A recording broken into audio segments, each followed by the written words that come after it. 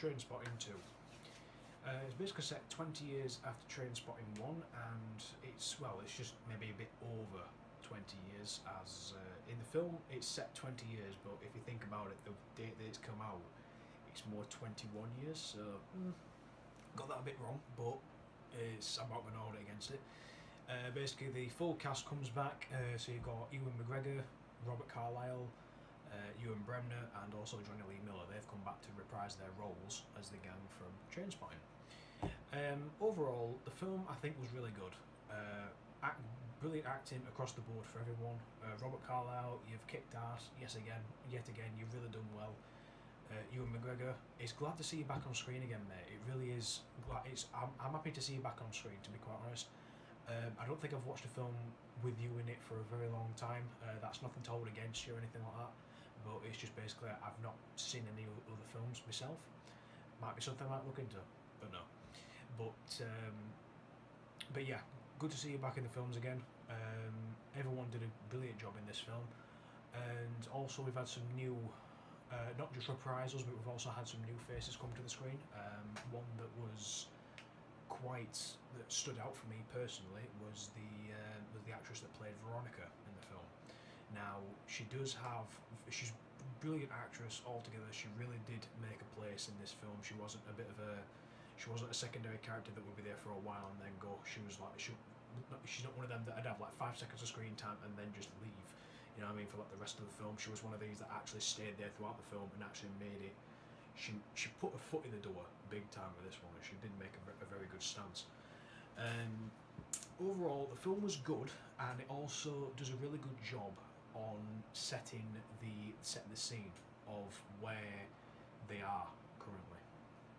Now, in this film, there was a bit of a problem that I had with the film altogether. Not the actors or the way that they were acting or anything like that, but there was one character that I would have liked to have seen a little bit more, and that is a woman called Diane, who in the first film spent maybe less than 15 minutes of screen time on that particular film. She did make a bit of a point to be in the film, but she wasn't in for the rest of the film at that point. I would have liked, and there was a pretty good reason why, but I would have liked to have seen her more as a character throughout this film, because even in this film, in T2, you think that she'd probably make a bit of a definite standpoint in this, and to be honest, she was hardly even in it, and she was in less than 15 minutes. She was in less screen time. She had less screen time in this film than what she did in the first film. I'm not being funny. This isn't towards the actual actress herself, Kelly MacDonald. I'm not saying this towards her, but I'm saying it more towards either Danny Boyle or the people that actually did the casting in the first place, or whoever did the writing for this. To be quite honest, I personally think that she should have had a lot more of a standpoint in the film, or some kind of character arc in the film. To be honest, the part that she was given, she might as well have not been in this film altogether, because she just had that much of a very limiting part. When she was in it, she made a point.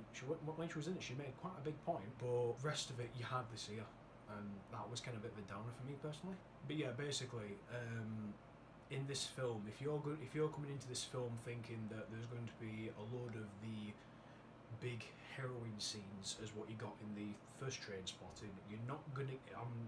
If you're coming in for it, or if you're staying away from it because of those scenes, then you are going to be quite surprised with this. This film didn't hardly have any kind of scenes in it whatsoever where people were taking heroin or anything bad came around in terms of like to do with drugs. There was nothing really stood out that was major compared to the first film.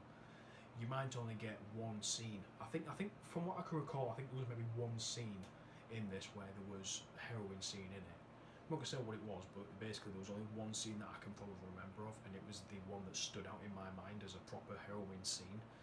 And whether that's better or worse for the film, I can't really say. I wonder what you guys think about that particular scene. If you have watched it, put your comments in below, let me know what you think, but just no major spoilers or anything like that down in the comments. And I think personally that there is a bit of a I can't think of the word, but I think there's a bit of a stigma, mate. I think that's the word for someone who has watched this film back in '96 or maybe even a bit later.